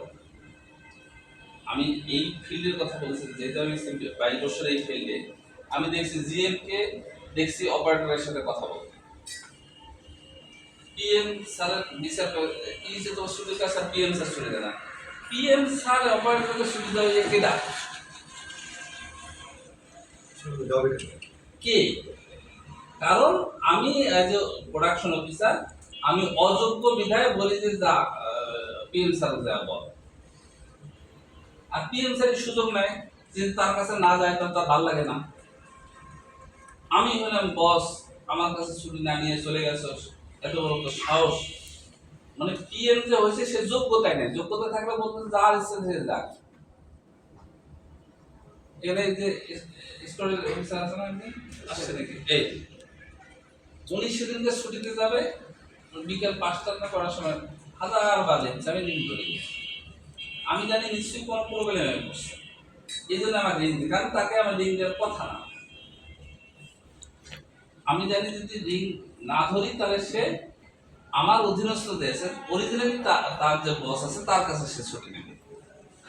এবং সত্যি সত্যি আসি শুনছি তার কেউ মারা গেছে অথবা কিছু একটা বা অসুস্থ হয়েছে, ইকবাল সাহেব বললো যে স্যার আমার কাছে ছুটি নিয়ে গেছে, আমি আমার কাছে ছুটি চাইতে আমি চাই না যে আমার কাছে কেউ ছুটি চাই, আপনার ইচ্ছা আমি সবাইকে ছুটি চাই, আমার তো আপত্তি নেই। আমার অ্যাটেন্ডেন্স রিপোর্ট পাইলে হয়েছে, আমার ফাইলগুলো টোটাল ভাবে হইলে হয়েছে, বেতন যখন দরকার তখন হবে, স্টোরের মাল চাইলে স্টোরের মাল সঠিকভাবে পাবে। কামাল স্যার আছে, স্যার অমুক ছুটি যেমন আমার বলে লাভ নেই। আপনার লোক আপনি সব ছুটি গেটের মধ্যে দাঁড়িয়ে থাকেন, আমার তো আপত্তি নেই। আমাকে এমনি স্যার বলবো তোমার ফ্যাক্টরি কি অবস্থা, ভালো, গেটের সমস্যা না কোন সমস্যা। তাহলে প্রত্যেকটা জায়গায় যদি ইন্ডিভিজুয়াল লোক দেওয়া থাকে তাহলে আমার কাছে কি, আমি এলাম বড় রাখাল, হাঁটবো দেখবো শুনবো, যদি কিছু হয় দিলে কথা বলবো। আমরা জিএম হিসেবে যে প্রোডাকশনের দায়িত্ব নেই, এখানে অপারেটর কি প্রোডাকশন রান্না করতে, এটা তো কি হয়েছে, তোর বেতন কত? তাহলে একজন অপারেটর যার হাত পা কিচ্ছু নাই, যার পৃথিবীতে কেউ নাই, নিঃস্ব একজন ব্যক্তি, তাকে যদি আইজি যা বলে তো তো মুক্তি দেয় ওখানে, ও তো ব্রেন তো ওখানে আউট, ও পরে কি কাজ করে, অল্টার করে না সেলাই করে সে তো জানে না। একজন প্রোডাকশন অফিসার হোক, একজন সুপারভাইজার হোক, জুনিয়র প্রোডাকশন অফিসার বলে তাকে দুটো কথা বলতে পারে, বস দেখছেন না আমি পারি না, আমি তো চেষ্টা করতেছি, এই কথা সে বলতে পারে, স্বাধীনভাবে সে কথাটা উত্তর দিতে পারে। তাহলে উত্তর যখন দিতে পারে বস তখন বলতে পারে কেন পারিস না মনে, আমি বসছে না কেন জানিস না, গতকালও তো করলাম, দা তাহলে তুই বস, আমি দা আমি দেখে দিচ্ছি এই ব্যাপার কত দিয়ে হয় কিনা, তো হয়। যখন পিএম যে বলে এই ব্যাপারটা কি কালকুলে 140 120 ব্যাপারটা বুঝলাম না, ও তো নাই। আমরা মনটা পড়তে পারি, একটা অপারেটর একটা ওয়ার্কারের মন পড়তে পারি যে আমরা বিচারের কাজ করাই নিয়ে আসি, বিচারের কাজ করায় তারাই নিব, যাকে আমি রাখবো না। বিচার করবো, বউয়ের বিচার যদি ইমাম সাহেব করে, সেই বউয়ের সাথে সংসার করা বোকামি না? ঘরের মধ্যে আমি সংসার করবো, লাগতে দেবো, গুটা দেবো, যা করবো কেউ জানবে না। যখনই দেখবে শাশুড় শ্বশুর বিচার করতেছে, কিন্তু তোর বউ বলে তুই রাত্রি পিটাইছ, কারণটা কি? বউ যায় কয়ে দিচ্ছে। তার মানে বোঝাই গেল স্বামীর কথা আর বউ শোনে না। সেটা সংসার করবে না। তাহলে বোঝাই গেল যে ওই সংসার আর ভালো হবে না। তাহলে আমাকে নিয়ম করতে হবে, অনেক সময় বউয়ের পা ধরতে হয়, যে দোহাই লাগে তুই মাকে কিছু করিস না, দোহাই লাগে তুই বাপের বাড়ি যাইস না, তাহলে আমার মান সম্মান চলে যাবে, তোর পা ধরে তুই ঘরের মধ্যে থাক, তুই থাপত দে। এই হলো অরিজিনাল স্বামী, এই হলো প্রকৃত স্বামী, যে তার আত্মসম্মান বোধ আছে। তা আমাদের ওয়ার্কার যদি আমার নামে ক্লেম করে, তাহলে বুঝতে হবে আমি স্বামী হিসেবে পারফেক্ট না, আমার কোনো মর্যাদাই নেই। তাহলে আমাকে এমন ভাবে রাখতে হবে যে ওই অপারেটর, ওই শ্রমিকটা আমার প্রতি সম্মান বোধ থাকে। যদি না থাকে, অপারেটর একটা লাইনে কয়জন, ধরো 60 জন, বেয়াদব টাইপের কয়জন থাকে, 5 জন থেকে 7 জন, বাকিটা তো গোবেচারা। 5-7 জনকে যদি আমি কন্ট্রোল করতে না পারি, বিভিন্ন পন্থা দিয়ে, কাউকে ভালোবাসা দিয়ে, কাউকে ভালো কথা দিয়ে, কাউকে প্রেমের কথা দিয়ে, কাউকে মা দিয়ে, কাউকে খালা দিয়ে, বয়স ভেদান করে। মা যেমন আমি খাদিজা, আমি নাম ধরে ডাকি না, ফাতেমা আমি কোনোদিন নাম ধরে ডাকি না, রাবে আমার নাম না, আমি এই নাম ধরে ডাকি না। তো মরিয়ম আমি নাম ধরে ডাকি না, সবাইকে আম্মা ডাকি। সে ওয়ার্কার হোক আর পৃথিবীর যেই হোক, আমি নাম ধরে ডাকি না। এই নামগুলোর সাথেও তো ইয়ে করা যায়। মার নামে বলছে 3 জন, তাহলে তাকে মা ডাকে, আমার মার নাম দিয়ে দেখো, তোমার তো সম্মান করতে হবে। একজন বড় বোনের নাম আছে, বয়স কিন্তু 18, আমার বয়স 36, আমি তারপরে ওকে আপা ডাকি, যে আপনার নামে কিন্তু আমার বড় আপার না, আপনার নামে আমার মান না, আপনার নামে আমার খালার না, আপনার নামে আমার বড় ভাইয়ের নাম। তাহলে সম্পর্ক কিন্তু 10 জন কিন্তু অলরেডি নিজের গ্রেভে চলে আসবে। আমি কারো সন্তান হব, আমি কারো বাবা হব, কারো আমি চাচা হব, কেউ আমার দুলা ভাই হবে। তাহলে আমার টার্গেটটা কি? এই 50 জন লোককে বিভিন্ন ভাবে আইডেন্টিফাই করে আমার কথা শোনানো, যেভাবে হোক আমার কথা যেন সে শোনে। আমার পাওয়ার আছে, পাওয়ার যদি থাকে, রাস্তার ধারে জানা, দোকানদারকে পান চাইছো বা সিগারেট চাইছো, দিতে দেরি হয়েছে, ছাড়ি দিয়ে দেখো, তোমার পিঠ আর কার আছে না দোকানের লাঠি, আমার দেখা নেই। ঘরের মধ্যে পাওয়ার দেখে লাভ আছে? যদি পাওয়ার দেওয়ার ক্ষমতা থাকে, রাস্তায় যাও, কার কত পাওয়ার আছে। ঘরের ভিতরে পাওয়ার দেখে লাভ আছে? তাহলে পাওয়ার দেখানোটাও বোকা। আজকের পর থেকে আপনারা আপনাদের যে যারা অধীনস্থ আছে তাকে সিনিয়র ভাববেন মনে মনে। কারণ আপনি যেভাবেই করেন না কেন, আপনি যদি পায়ের কাছেও বসেন, তবু আপনি কিন্তু বস। আপনি যদি কাজটা করে দেন, তাও কিন্তু আপনি বস। আপনি যদি এক বন্ধা পানি ওরে আনি দেন, তাও কিন্তু আপনি বস। আপনি কি রান্নায় চলে যাবেন? তার মানে আগে আমার ঘুরতে হবে নিচু হয়ে, বেরোবে হলো বড়। তাহলে সে তখন বলবে যে স্যার কি বলেন না, এটা করেন, আমি করছি। আমি ইকবাল স্যারকে কই, ইকবাল স্যার কই বলো, ইকবাল স্যার ক্লাস করে দেয়। ইকবাল স্যারকে রাত্রে রিং দেয়, স্যার আমি কই, বাসায় নেই। না স্যার ফ্যাক্টরিতে। আমি যে বউ আসেনি বাসায়, বউ কি সংসার করে, বাসা যা বাসা যা বাসা তাতে। তারপর রাত 11টার সময় রিং দিয়ে দেখি ইকবাল অফিসে আছে। কারণ তাকে যদি আমি বলতাম যে 10টার সময় বেড়েছে, ব্যাপারটা তো বুঝলাম না। ফ্যাক্টরি 11টা পর্যন্ত, তুমি 10টার সময় বেড়ে চলে গেছো, তামাশা পেয়েছো বাপের বাড়ি এটা। তারপর দিন দেখি বলবো যে স্যারকে আজকে আসছে না, কোথায় গেছে, বাইরে গেছে, দুষ্করি বাড়িতে বসে। তাকে ক্ষমতায়ন করতে হবে, তাকে স্বাধীনতা দিতে হবে। স্বাধীনতা দিলে সে কিন্তু কম করবে, একদিন বেশি করবে। আমরা স্বাধীনতা দিতে পারি না, কারণ নিজের ক্ষমতা থাকে না। আমার নিজের ট্যালেন্ট লোক নেই না। আমাদের বিশেষ করে প্রোডাকশনের লোকদের কিছু প্রোডাকশন, অ্যাডমিন, অনেক জায়গাতে দেখবা যে নিচের লোকগুলো ট্যালেন্ট নেয় না। এই ট্যালেন্ট নিজের চাকরি থাকবো না, কারণ ও বেশি কাজ করবো। আরে এটা গাধা টাইপের গাধা, যে আমার নিচের লোক কাজ করে না, কয় না আমার। এখানে যদি সবচেয়ে ভালো চলে তাহলে সমস্ত পয়েন্ট কার, অ্যাডমিনিস্ট্রেশন যদি ভালো চলে আমার, প্রোডাকশন যদি ভালো চলে পিডি স্যারের, পিডি স্যার আসে বসে থাকে না প্রোডাকশন দেয়, সারাদিন একটা রিংও দেয় না। তাহলে ভালো চললে ফ্রি করে দেওয়ার জন্য, আর যদি ভালো চলে তাহলে কেউ হস্তক্ষেপ করবে না।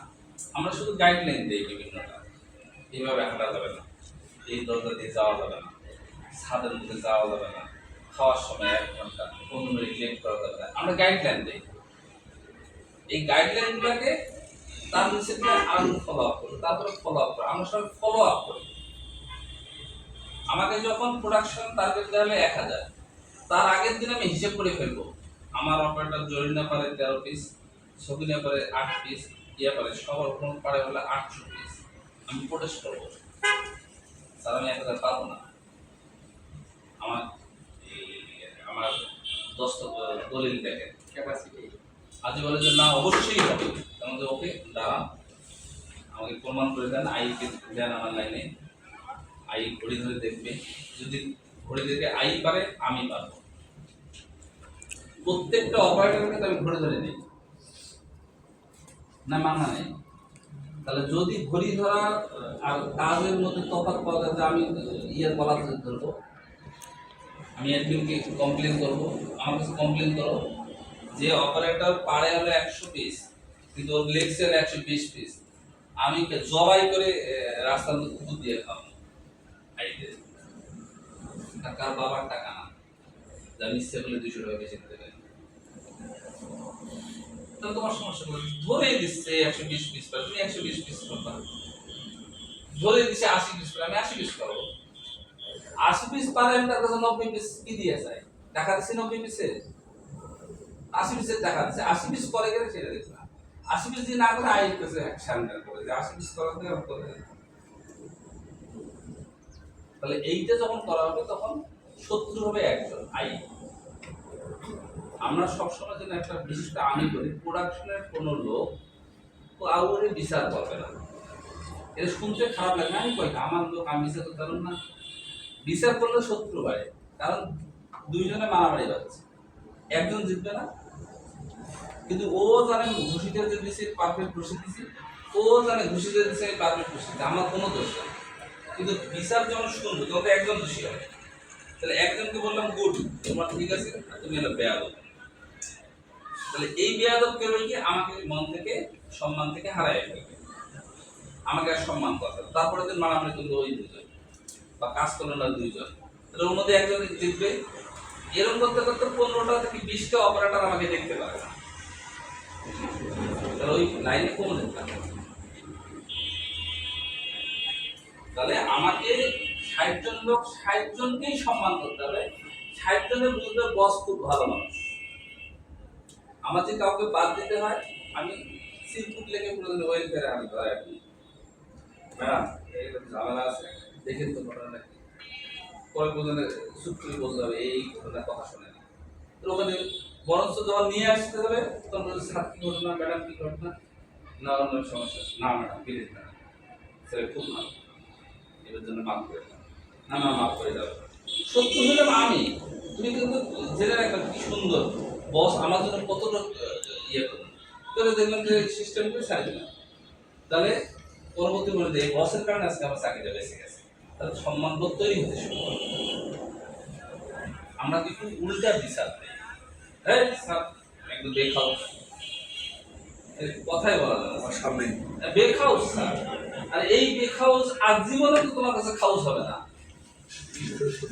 জীবনে বেখাউস, বেখাউস যখন কইছো ও তো বেখাউস ছিল না, এখানে কত খারাপ মহিলা আছে, কত খারাপ পুরুষ আছে, কত ডাকাত আছে, তুমি হিসেব করতে পারো, কতজন ইয়ার আসামি আছে, আসলে আসিয়ানের পালে পালে বেড়ে আছে গার্মেন্টসের চাকরি, আর তো ভালো যে তোমার জবাই করে, তাহলে সিস্টেম মতো চলছে। আমি একবার জেলে গেছিলাম 2001 সালে, যেখানে একটা খাতা লেগেছে 18 দিন আমি জেলে ছিলাম, জেলে থাকলে আমার যে কাপড় ধুইত আমি টাকা দিয়ে থাকতাম, জেলে আবার টাকা দিয়ে থাকা যায় জমিদার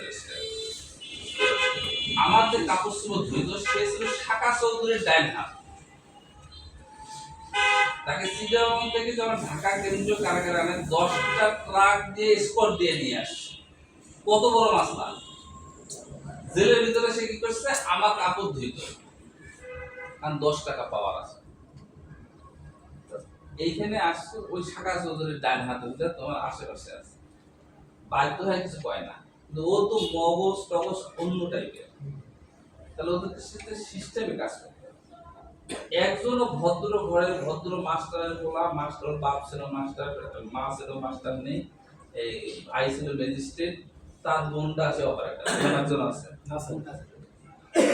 তাহলে কিভাবে ভাবা যায় যে ওখান থেকে আমি ভালো কিছু পাবো? পৃথিবীর 7 ঘাট মাইলে না তারপরে এনে তোমরাই ভাবো না। একজনের লাইফ হিস্ট্রি দেখো, পৃথিবীর কত জায়গায় গেছো, কত ধাক্কা খাইছো, তারপরে নেই এখানে। তো ওই জায়গাটা তারও এখানে যতগুলো লোক সবাই হেল্পার, আয়রন সবাই ছিল, নাহলে তো এই প্রোডাকশন অফিসার বা জুনিয়র প্রোডাকশন অফিসার হওয়ার কথা না কারো।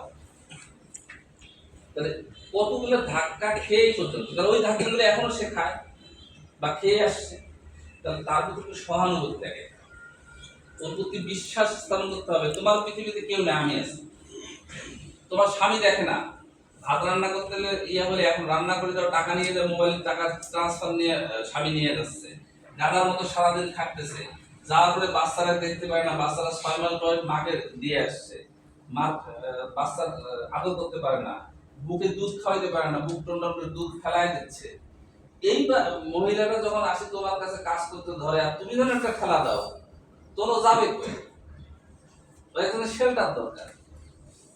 আর একটা জিনিস কিছু কিছু আছে না, অপারেটর খ্যাস খ্যাস করে ওঠে, বেখাউস। গ্রামের মধ্যে যা সবারই মাশাআল্লাহ, সবারই কারো ঢাকা শহরে বাড়ি নাই, আশা করা যায় বাড়ি এখন করলে গ্রাম দিয়ে আসেন। গ্রামের মধ্যে দেখবেন যে কুকুর আছে না, ভিন গ্রাম থেকে যদি কোনো একটা কুকুর আসে, তা সেখানে 10-12টা কুকুরটা ঘিরে ধরে। ঘিরে ধরলে ওই ভিন গ্রামের কুকুরটা করে দাঁতটা বের করিয়া এমন ভাবে আচরণ করে, এই 10টা কুকুর খালি ঘেউ করে ওঠ ধরে না। দেখা যাচ্ছে না? কারণটা কি? কারণ হলো ওর সর্বক্ষমতা প্রদর্শন করে দেখায়, তোমরা আমার সাথে পারবি না, আমার কাছে আসবি, আমি দাঁত দিয়ে খায়াব না। এই জন্য ওকে ধরে না। একটা অপারেটর, একটা হেল্পার, একটা নিঃস্ব যখন কোনো ব্যক্তি, যখন তার কোনো অস্ত্র নাই তার কাছে, তখন সে অস্ত্রটা বের করে। তাছাড়া তো তার তবিল নাই। আর ওরাও জানে প্রতিবাদ করলে কাজ হয়, এটা আমরা শিখেছি। ও ভালো ব্যবহার না পাইতে, মার কাছে ভালো ব্যবহার পাই নাই। আমি বলি গার্মেন্টসে যে চাকরি করে সে মা নাই, বাবা নাই, ভাই নাই, আপনি কেউ নেই, থাকলে একটা মেয়ে গার্মেন্টসে আসতো না। তাহলে মা তাকে ঘর থেকে বের করেছে, বাবা ঘর থেকে বের করেছে, স্বামী তাকে সংসার করে টাকা লোভে, স্বামী তারপরে তাকে করে, বাচ্চাটাকে রাখে এসে বাপের বাড়িতে অথবা দাদির বাড়িতে, সে গাধার মতো খাটতেছে। তাহলে তার একটা শেল্টার তো দরকার, যে কমপক্ষে বলতে হবে ভাই তুমি যদি 10 ঘন্টা 12 ঘন্টা এখানে থাকো, তুমি আমার কাছে শেল্টার পাবা। কোনো যদি সমস্যা হয় আমাকে বলো, আমি তোমাকে সাহায্য করবো, কিছু না পারি কথা দিয়ে সাহায্য করবো। একটা না শেল্টার দরকার। সে শেল্টারটা যখন পায় না, তখন সে এগ্রেসিভ হয়। আর এগ্রেসিভ হলে আমরা ওই বেখাউস না, আসলে বেখাউস না, বেখাউস বানাইছি। দয়া করে কাউকে বেখাউস বানাবেন না, আর নিজের অবস্থানটাকে নিচু করবেন না, নিজের অবস্থানটাকে সমুন্নত করবেন। এবং সর্বোপরি যে কথাটা হলো, আমাদের কোম্পানিতে একটা নোটিশ হয়েছে, আপনারা বিভিন্ন জায়গায় পোস্টার দেখছেন, একজন একজনকে আপনি বলা সম্বোধন করা একবারই হবে তা না। আমার নিজেরও অনেকবার আপনি বলতেছে, অনেকবার তুমি বলতেছে, এটা আমার বদ অভ্যাস হতে পারে, অথবা আমি একটু বেশি মিশে যাই, এটাও হতে পারে। আমি তুমি বলার সম্ভাবনা আমার খুব বেশি, আমি ম্যাক্সিমাম দেখে তুমি বলি। তো আমিও চেষ্টা করতেছি সবাইকে আপনি ডাকার জন্য। এটা আমার ভুল হবেই, এই যে বক্তৃতা দিচ্ছি, পরে আমার ভুল ধরে দিলে আমি খুশি হব যে ভুল ধরে দেওয়ার জন্য, কিন্তু আমার হয়ে যায়। এখন পর্যন্ত ম্যাক্সিমাম ক্ষেত্রে বের হয়ে যায়, বিশেষ করে জুনিয়রদের সাথে কথা বলতে। সিনিয়রদের এখন খুব কম ভুল হচ্ছে, কিন্তু জুনিয়রদের কথা বলতে ভুল হয়। ঠাট্টা করে বলে, এই তুমি না আপনি আপনি মানে এটাকে অভ্যাসে পরিণত করার জন্য আমি আপনাদেরকে আদেশ না রিকোয়েস্ট করে বলতেছি, যেহেতু এমডি স্যারের আদেশ, এই ফ্যাক্টরিটা কার? একজন মালিক নাজমুল কবির, আর বাকি আমরা সবাই চাকর। মালিক আর শ্রমিক এই দুইটাই তো কথা। তাহলে যারা বেতন নেয় তারা শ্রমিক, আর যে বেতন দেয় সে মালিক, তাহলে দুইজন। তাহলে যদি আজকে এমডি স্যার বলে এই ফ্যাক্টরি চালাবো না, আমরা সবাই বলবো না চালাবেন না, চালাইতেই হবে। হবে 3 দিন 4 দিন দরজার মধ্যে ধাক্কামো, এই করবো, ঢুকমো, ভাঙবো, তারপর তো কিছু নাই। তার মানে আমার ফ্যাক্টরি মালিকের, মালিক যাহা বলবে সেটা আমার জন্য আইন, কোনো বই খাতা দেখার দরকার নাই। তাহলে মালিক বলছে একজন আরেকজনকে আপনি বলার জন্য। তাহলে আমি যদি চাকরি করি তাহলে আমি আপনি বলবো, আমার এখানে ভালো লাগা খারাপ লাগা কিছু নাই। তাহলে যদি আমি এটা মানতে না পারি তাহলে বুঝতে হবে আমি কর্মকর্তা হিসেবে যোগ্য ব্যক্তি না, কারণ আমি সর্বোচ্চ প্রতিনিধি। আমি যে আল্লাহর কথা না শুনে কি হবে? দুজকে দিবে। আমি যে মালিকের কথা না শুনে চাকরি দিতে পারবে। আল্লাহ কি সব বিচার করে? বলে দিছে কাল হাসরের ময়দানে তোরা ধরবানে, হিসাব সব করবানে। আর মালিকেরও তো এটা বলা আছে, যদি কোনো সুযোগ পায় সেদিন কি ছাড়বে? যত ছাড়বে না। তাহলে আমি গোপনে যদি না করি, আল্লাহকে ভয় করে যদি গোপনে না করি, তাহলে মালিক তো আমার ভয় করে, কারণ সে আমাকে বেতন দেয়। তাহলে তার কথাটা আমাকে শুনতে হবে মনোপ্রাণ দিয়ে। যাহাই বলবে সেটা আমার জন্য। আর যদি ভালো না লাগে, আমার এত ভালো লাগে না, তুমি আপনি বলা ভাই চাকরি করতাম না, সে আমি ভালো ওখানে যাবো, অনেক খাবার দিলে কিছু হয় না, দেখতে যাবো ওখানে দুলা ভাই করলেও কিছু হয় না, মজা না, তো ওখানে তাহলে আমি ওখানে চাকরি করবো। এখানে যেহেতু আমার মালিক বলে দিছে আপনি সম্বোধন করতে হবে ছোট বড় মধ্যম সবার জন্য, তাহলে আমি আপনি বলবো নাকি? ভুল বলছি আমি? তাহলে কি আজকে থেকে আমরা সবাইকে আপনি বলতে পারবো? হ্যাঁ, শ্রমিক সব। আমি একটা অপারেটরকে যে বলি, আপা দয়া করে আপনি কাজটা করেন, আপা না বুঝুন তো, না আমাদের চলে যাওয়া না। পৃথিবীতে সবচেয়ে দামি লোককে, ধৈর্যশীল তো অবশ্যই দামি, তার চেয়ে বেশি একজন দামি লোক আছে না, অভিনয় করতে। পৃথিবীতে আজ পর্যন্ত টিকে রয়েছে তার অভিনয়। পৃথিবীতে আজ পর্যন্ত যতগুলো লোক টিকে রয়েছে সবাই অভিনয় করে। একজন মিনিস্টারের কাছে একজন পিয়ন কামলা জানা, ওই বস বস বস, এই খবর, বাড়ির সব ভালো আছে তো? আর কতদিন তো ছোটো ছোটো দেখছিলাম, ওকে চেনেও নেই। চলে যাওয়ার পর আরেকজন আসবে, আরে কি অবস্থা, সেন্সার নাম? হ্যাঁ চিনবো না, কে পাগল, তোর নাম কি? না জসিম।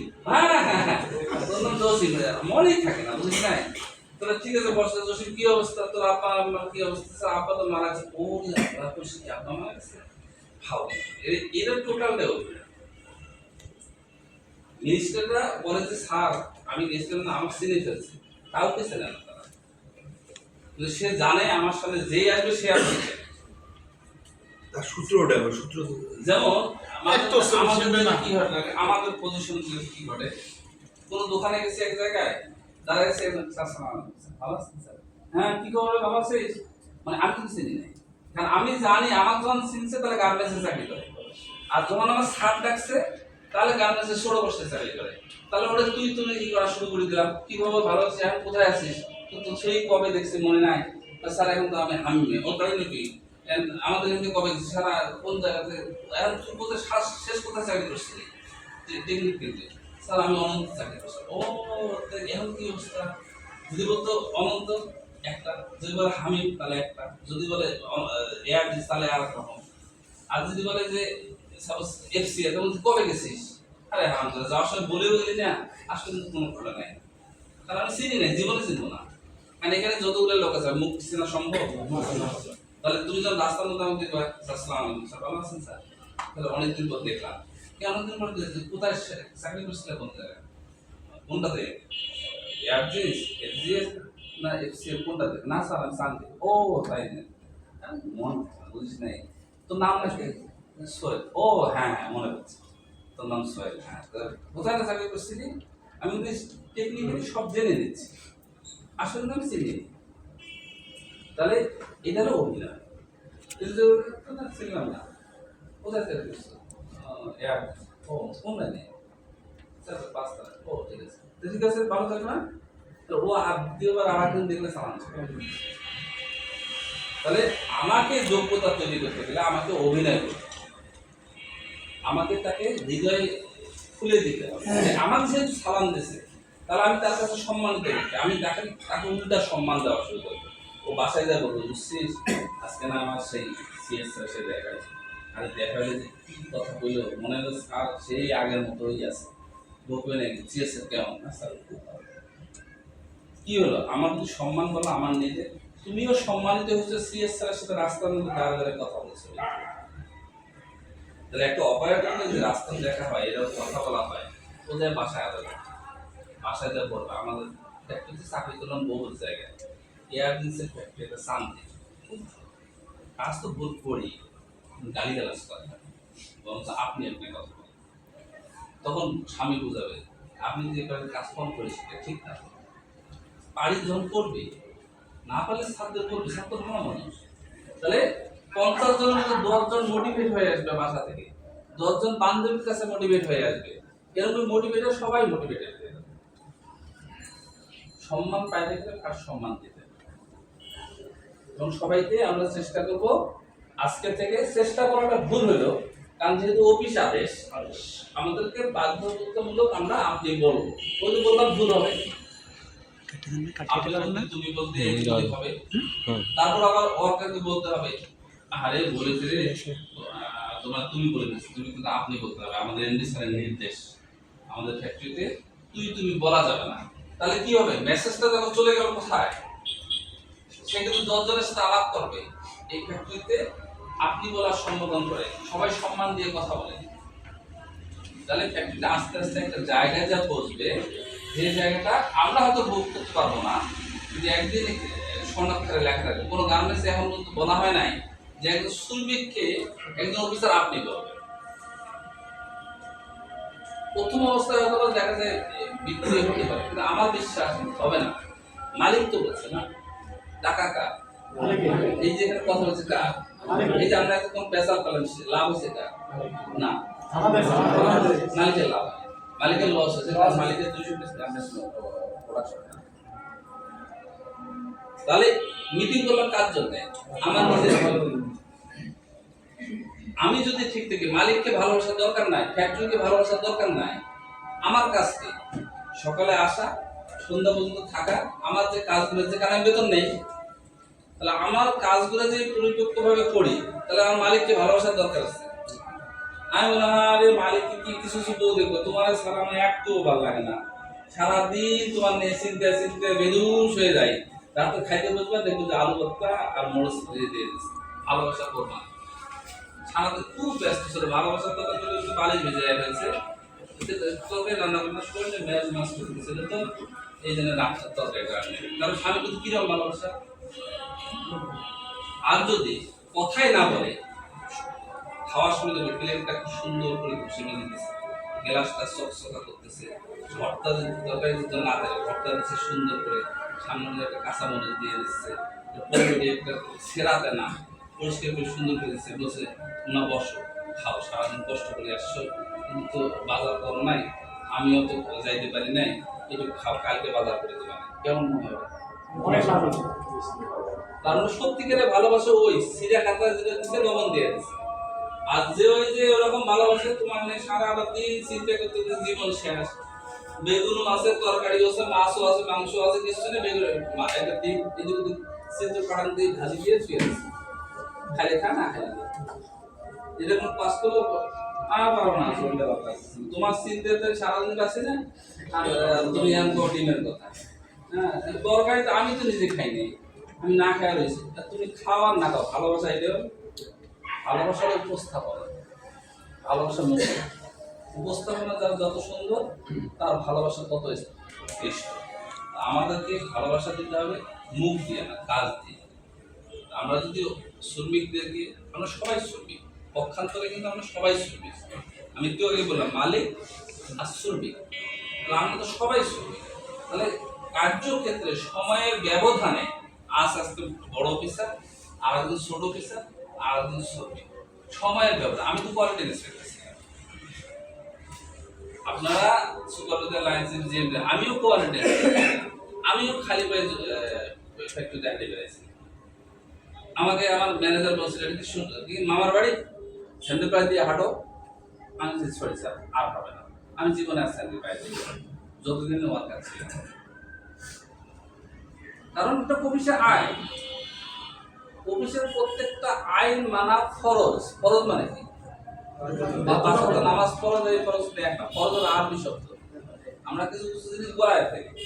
যদি সৌদি আরবে থাকতাম তাহলে বলতো দুপুরবেলা খাওয়া কি ফরজ, ডাক্তার লিখে দেবে দুপুরবেলা খাওয়া ফরজ, রাতে খাওয়া নফল, মানে খালি চলবে না খালেও চলবে, কারণ এটা আরবি শব্দ। ফরজ মানে অবশ্যই পালনীয়, বাধ্যতামূলক পালনীয়, কঠোরভাবে পালনীয়। আমি একজনকে বলছি যে একজন হিন্দু ব্যক্তি, একজন হিন্দু, উদাহরণস্বরূপ স্বামী বিবেকানন্দ হিন্দু না, সৌদি আরবে বলে কি বলতে পারো? আলেম বলবে না? আলেম মানে তো এই হুজুর, এই জুব্বা টুপি থাকবে আলেম। এখন ইয়ে থেকে স্বামী বিবেকানন্দকে আরবি ভাষায় কি বলবে? আলেম, মানে বিদ্যান জ্ঞান। তার মানে একটা আরবি শব্দ। তাহলে হিন্দুকেও বলবে আলেম, মুসলমানকেও বলবে আলেম। খরচ আমাদের অবশ্যই পালনীয়।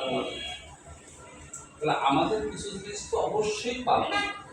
আমরা যদি এইটা পালন করতে পারি, আমরা কোথাও ঠেকবো না। আজকে আমরা যারা এই কয়জন আছি, আমরা যে আমাকে যখন নিয়োগ দিচ্ছে, বাধ্যতামূলক নিয়োগ দিচ্ছে, এতগুলো ইন্টারভিউ, এত কাহিনী, এত এই যে এতগুলো পেশাল পাচ্ছে বাদ দেওয়ার জন্য, তাহলে বাদ না দেওয়ার জন্য, তাহলে যখন আমি বাদ দেবো তাহলে আমার দোষে দেবো।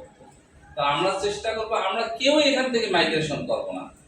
কারণ আমাকে এখান থেকে একজন সুপারভাইজার বা লাইন চিফ একটা পিএম এর যে বেতন আছে, এসে আকাশ পাতাল বেতন কেউ দেয় না, একটু কম বেশি হয়। তাহলে সবচেয়ে বড় পরিবেশ ভালো। পরিবেশ যেহেতু মালিক নিজেই চায় গালি হবে না, খারাপ ভাষা ইউজ হবে না, তুই তোরা কি হবে না, এসে ভালো পরিবেশ আর পৃথিবীতে কি আছে? তো সেইটাতে যদি আমি মেনে চলতে পারি, এসে ভালো পরিবেশ আর পৃথিবীতে কোথাও হবে না, আমার জন্য থাকতে হবে। এবং আজীবনে আল্লাহ যদি রহম করে যতদিন বেঁচে থাকবো ভিক্ষা করে খেতে হবে। তাহলে সামগ্রিক অবস্থা আমরা এটা মেনে নিয়ে যদি আমরা চলি, প্রোডাকশনের দিকে তাকাইতে হবে না। প্রোডাকশন এমনি প্রোডাকশন কখনো বাড়ানো যায় না যদি আমি না করি। অপারেটর যে কাজ না করে প্রোডাকশন বাড়াতে হবে। আজ পর্যন্ত বাড়ছে। সেদিকে সাইড হিসেবে একটা ওয়াজ শুনছিলাম, যদি আমার বইয়ের মধ্যেও লেখা আছে, একটা বইটা সেটা তো ভালো শোনা যাবে না, আমি তো লেখক মানুষ, কিন্তু সাইড হিসেবে কথাটা ভালো শোনা যাবে যে বানর থেকে যদি মানুষ হয়ে থাকে, তাহলে হাজার হাজার বছর ধরে একটা বানরও তো দেখলাম না অর্ধেক মানুষ হয়েছে অর্ধেক বানর হয়েছে, একটা তো প্রমাণ হয় না হয়েছে এখন পর্যন্ত পৃথিবীতে। তার মানে ডারউইন কথাটা মিথ্যা বলছে, বানোয়ার কথা বলছে।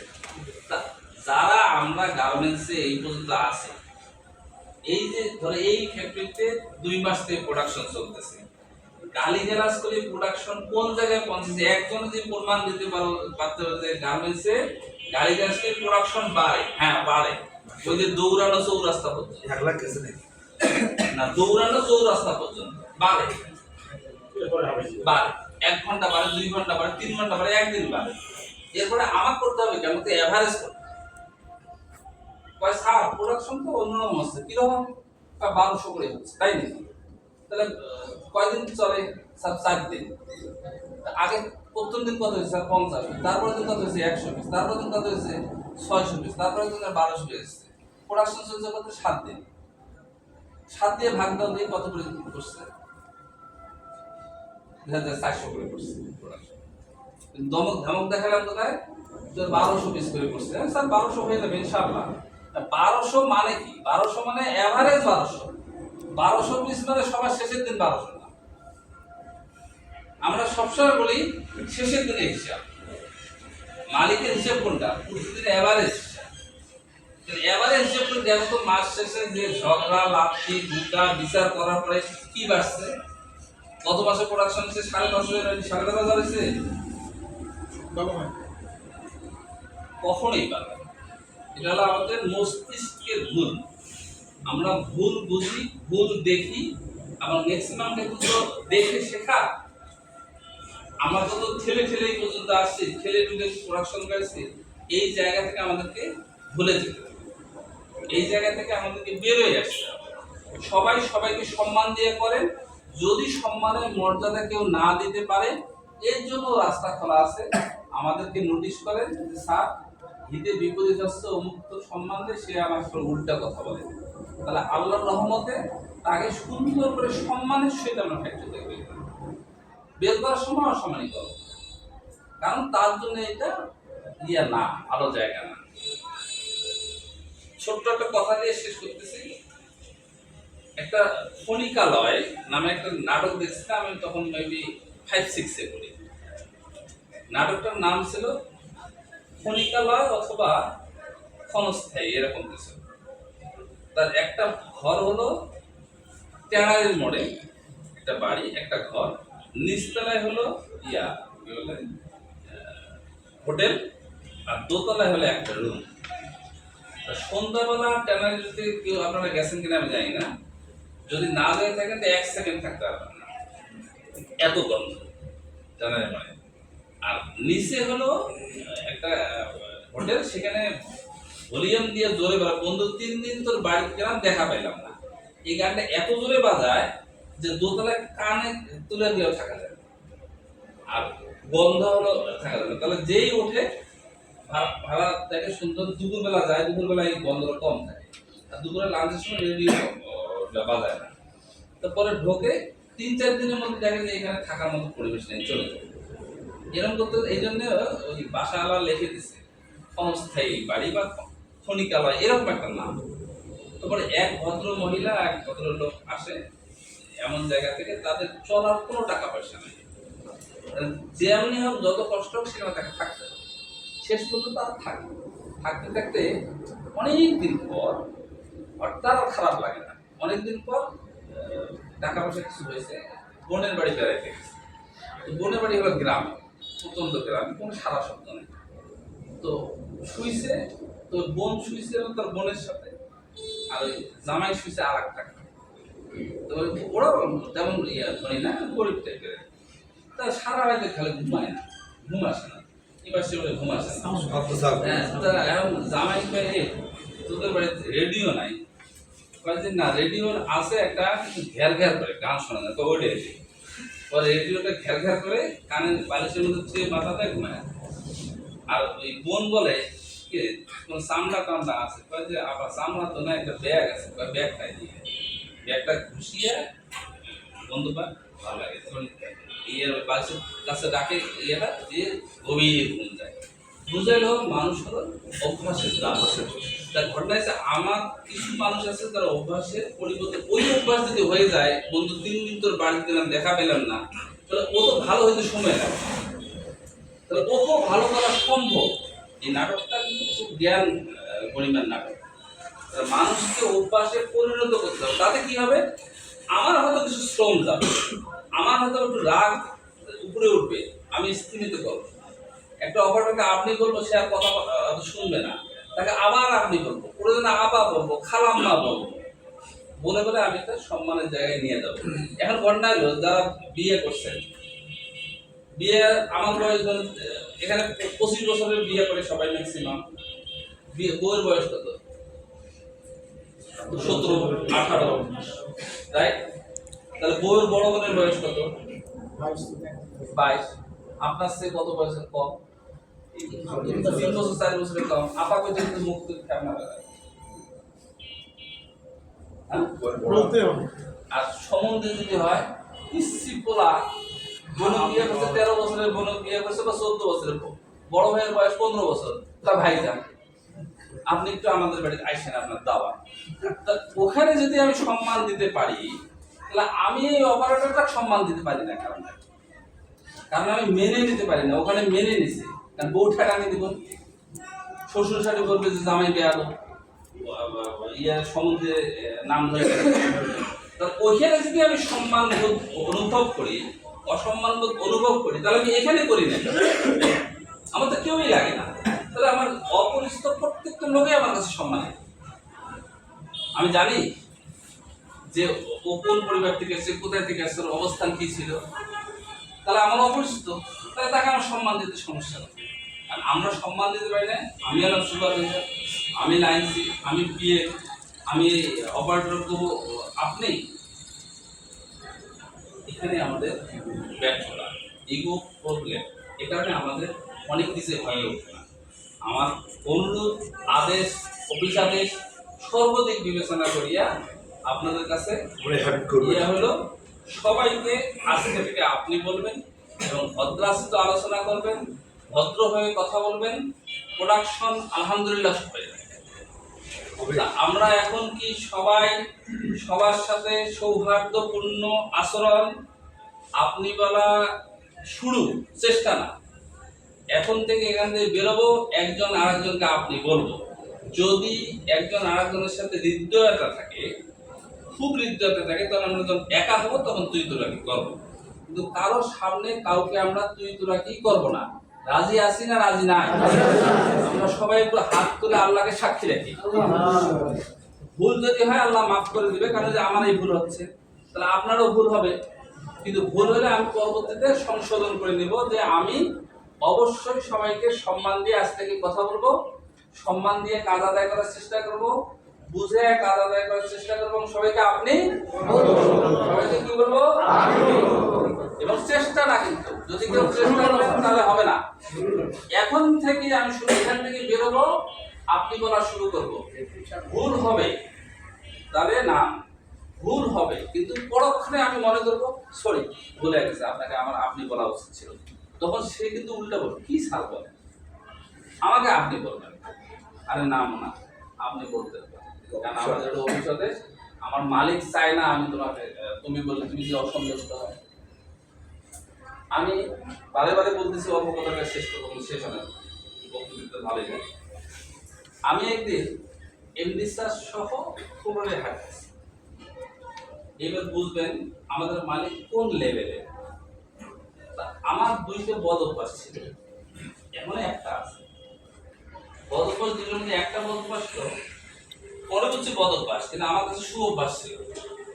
আমি মেয়েদেরকে মাথায় হাত দিয়ে বলি কেমন মনে হয়, কেমন আছো, আর ছেলেদের পাশায় খাবার দেয়, কেমন আছো, মানে আমি দেখি তাদেরকে উৎফুল্ল করি আন্তরিকতার জন্য। তো সামনে সামনে সাত দশ পিছনে আমি একটা মেয়ের মাথায় খায় না, কেমন আছো বলতে বলছে, স্যার কেমন আছে, আমি মাথায় হাত দিয়ে ভালো আছি স্যার। মিনিমাম 5 থেকে 7 ফিট দূরে 7 ফিট দেখে ডাকছে, কি হলো কি হলো, মানে আমি তো বুঝি নাই যে স্যার কি ধরছে, আমি কি দোষ করলাম, তাহলে এটা কি হলো বুঝলাম না। যে এখন যেটা করলাম তখন মনে হয়েছে যে আমি তো ধরছি শুধু মাথাটা, মাথায় হাত দিয়ে কেন করলাম, করলে তো খুশি হয়। তুমি মনে করলা যে খুশি হয়, এত হতে পারে ও পরপুরুষ স্পর্শ করে না, ওর মনে তো তিক্ততা হতে পারে, ওর মনে তো এটা হতে পারে যে গার্মেন্টসে চাকরি করে দিতে হয়, একটা পুরুষ মানুষ ইচ্ছা করে আমার গায়ে হাত দিতে হতে পারে না, হতে পারে। তাহলে কি ঠিক করলাম আমি? তারপর কিন্তু ভুল হয়, আমি বারবার বলতেছি, এখনই তো হয় না তা না, কিন্তু আমি চেষ্টা করি না করার জন্য। তাহলে একজন মানুষ আর একজন মানুষ কিভাবে কে নেয় আমি তো জানি না। তাহলে সবাইকে আমরা সেই সম্মান দিয়ে কথা বলবো, সেই সম্মান আচরণ করবো সবার সাথে, এবং সবাই সবাইকে দেওয়া মিটিং থেকে বলে দিতে হবে, সবার সাথে দেখে কথা বলতে হবে, প্রয়োজনে এক এক করে মিটিং করে কথা বলার দরকার নেই, করাই দিতে হবে। যে মিটিং এর মূল মন্ত্র ছিল কি, আপনি বলা, সম্মান করা, একে অপরের প্রতি সম্মানবোধ জ্ঞাপন করা, রাইট? তাহলে আজকের জন্য আসসালামু আলাইকুম, নমস্কার।